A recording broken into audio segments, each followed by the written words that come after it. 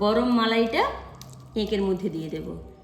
দেখুন ছিদ্র করার ফলে কত সুন্দরভাবে মালাইটা কেকের ভিতরে সোপ করছে। রাধে রাধে বন্ধুরা, আজ আমি আপনাদের সাথে শেয়ার করব সুজির নরম তুলতুলে মিল্ক কেক। এই কেকটি বানাতেও যেমন সহজ, খেতে লাগে অপূর্ব। পুরো ভিডিওটি দেখতে থাকুন, আশা রাখছি আপনাদের অনেক ভালো লাগবে। আজকের এই মিল্ক কেক বানানোর জন্য এই বাটি মেপে আমি সমস্ত উপকরণ নেব।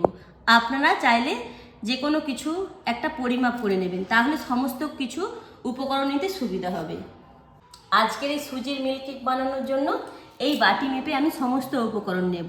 আপনারা অবশ্যই করে কিন্তু যে কোনো কিছুর একটা মাপ নিয়ে নেবেন, তাতে করে সমস্ত উপকরণ নিতে সুবিধা হবে। এখানে একটা মিক্সিং জার নিয়েছি, ওই বাটি মেপে নিয়ে নিচ্ছি 1 বাটি সুজি। ওই বাটি মেপেই দিয়ে দিচ্ছি হাফ বাটির মতন চিনি।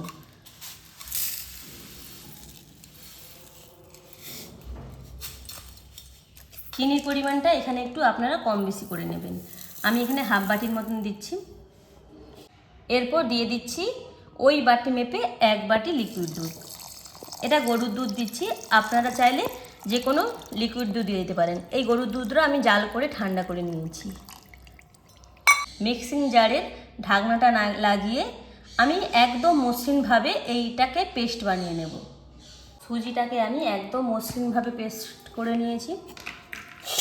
সুজির পেস্টটা একটা পাত্রের মধ্যে ঢেলে দিচ্ছি। দেখেই বুঝতে পারছেন সুজির পেস্টটা ঠিক আমি কিভাবে বানিয়েছি, একদমই মসৃণ হবে।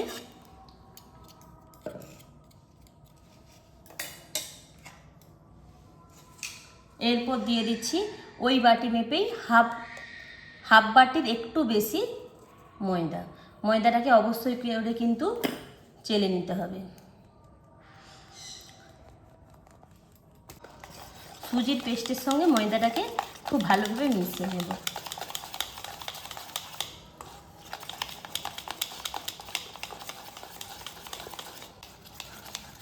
সুজি আর ময়দাটাকে খুব ভালোভাবে মিশিয়ে নিয়েছি। এরপর দিয়ে দিচ্ছি 3 চামচের মতন সাদা তেল।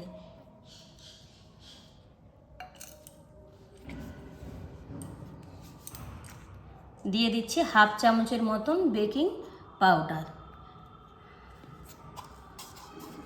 এরপর দিয়ে দিচ্ছি হাফ চামচেরও কম, হাফ চামচেরও হাফ দিয়ে দিচ্ছি বেকিং সোডা। এবার সব কটা উপকরণ 5 থেকে 7 মিনিটের মতন খুব ভালোভাবে মিশিয়ে নেব। প্রায় 8 মিনিটের মতন ব্যাটারটা আমি ফেটে নিয়েছি। এখন ব্যাটারটা দেখুন কীরকম থিকনেস এসেছে। প্রথমটা একটু শক্ত মনে হলেও এরকম ফাটতে ফাটতে ব্যাটারটা একটু হালকা লুজ হয়ে যাবে। এখন এই ব্যাটারটা আমি এক সাইডে রেখে দেব। এদিকে দেখুন কেকটা বানাবো বলে একটা কেক মোল্ড নিয়েছি। কেক মোল্ডের নিচে একটু তেল ব্রাশ করে দিচ্ছি, এতে করে কেকটা নিচে লেগে যাবে না। এরপর কেক মোল্ডের সাইজ করে একটা কাগজ আমি কেটে নিয়েছি, দিয়ে দিচ্ছি। আপনাদের কাছে যদি বাটার পেপার থাকে সেটাও দিয়ে দিতে পারেন। আমার কাছে বাটার পেপারটা ছিল না, তাই আমি কাগজ কেটে দিয়ে দিলাম। এরপর কাগজের ওপরে একটু তেল ব্রাশ করে দিচ্ছি।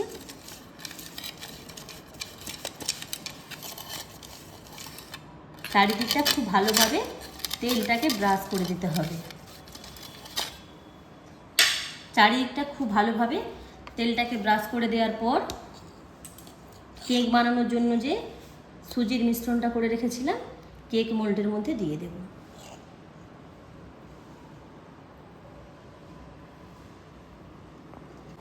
পুরো ব্যাটারটা কেক মোল্ডের পর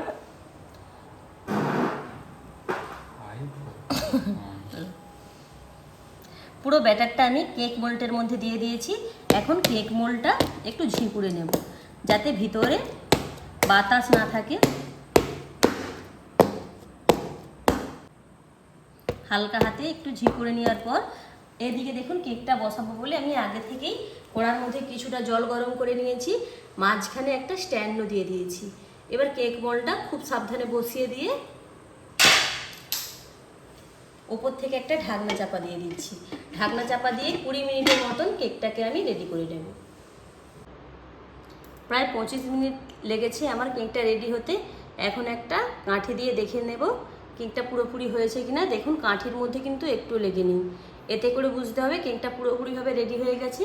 কেকটা এখন কড়া থেকে নামিয়ে নেব। কড়া থেকে কেক মোলটাকে একটা থালার মধ্যে নামিয়ে নিয়েছি। এখন এই কেকটাকে পুরোপুরিভাবে ঠান্ডা করে নিতে হবে, তারপর কেক মোল থেকে কেকটাকে ছাড়াতে হবে। এখন আমি তাহলে কেকটাকে ঠান্ডা করে নিচ্ছি। আর এদিকে দেখুন, আজকে যেহেতু মালাই কেক বানাবো তাই মালাই বানিয়ে নিতে হবে। দিয়ে দিয়েছি বেশ কিছুটা গরুর দুধ। এবার গরুর দুধটা আমি হালকা একটু গরম করে নেব।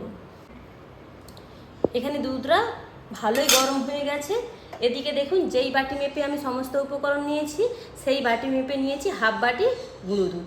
অল্প অল্প দেব আর লিকুইড দুধের সঙ্গে মিশিয়ে নেব।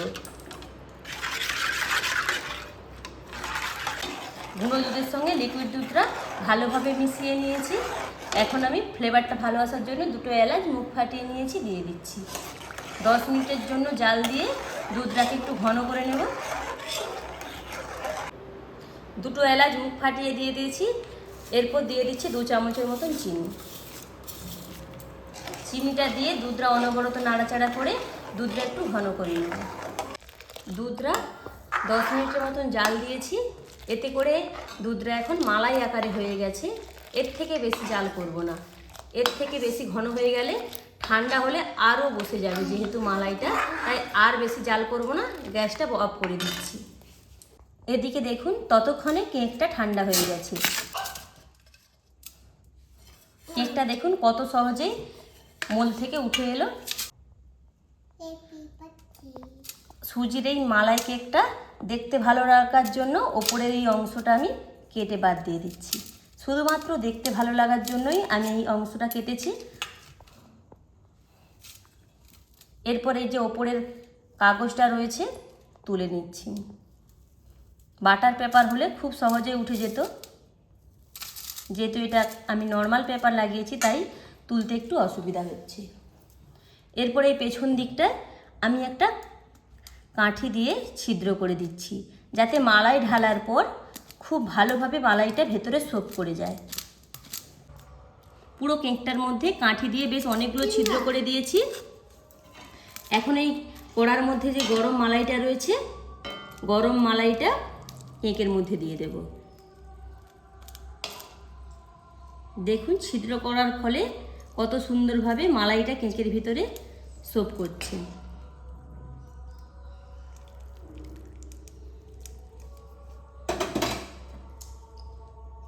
পুরো মালাইটা দিয়ে দিচ্ছি। পুরো মালাইটা কেকের মধ্যে দিয়ে দিলাম। এবার এই মালাই সমেত কেকটাকে 1 ঘন্টার জন্য রেস্টে রেখে দেব। তাতে করে খুব ভালোভাবে কেকটা মালাইটাকে সোপ করে নেবে। ফিরে আসছি 1 ঘন্টা পর। সুজির এই মালাই কেকটাকে পুরোপুরিভাবে ঠান্ডা হওয়ার পর 1 ঘন্টার মতন ভিজে রেখেছিলাম, কারণ এই মালাই কেকটা একটু ঠান্ডা ঠান্ডা খেতে বেশি ভালো লাগে। এখন দেখুন খুব সুন্দরভাবে সেট হয়ে গেছে আর মালাই কেকটা পুরোপুরিভাবে মালাইটাকে সোপ করে নিয়েছি। এখন আমি কিছু কাজু নিয়েছি, ওপর থেকে একটু গ্রেট করে নেব, তাতে করে দেখতেও ভালো লাগে আর খেতেও ভালো লাগে। আপনাদের কাছে যদি পেস্তা থাকে সেক্ষেত্রেও দিতে পারেন। সুজির এই মালাই কেকটা কতটা নরম তুলতুলে হয়েছে দেখুন বন্ধুরা।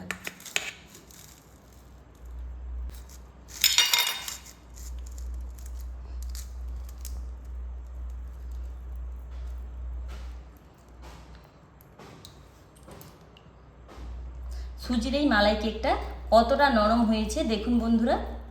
এই মালাই কেকটা তো খেতে অসাধারণ সুন্দর হয়। একবার হলেও আপনারা বাড়িতে বানিয়ে খেয়ে দেখবেন। আর যেহেতু ফ্রিজে রেখেছিলাম তাই এই কেকটা একটু ঠান্ডা ঠান্ডা খেতে বেশি ভালো লাগে।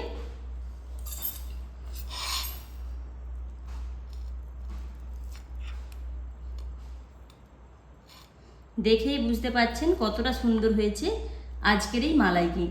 আজকের এই অল্প সময়ে অল্প খরচে সুজির এই মালাই কেক রেসিপি আপনাদের কেমন লেগেছে কমেন্টে জানাবেন। আর যদি ভালো লাগে লাইক শেয়ার সাবস্ক্রাইব করে আমাদের পাশে থাকবেন। ভিডিওটি এখানেই শেষ করলাম, ফিরছি এক নতুন রেসিপি নিয়ে। রাধে রাধে।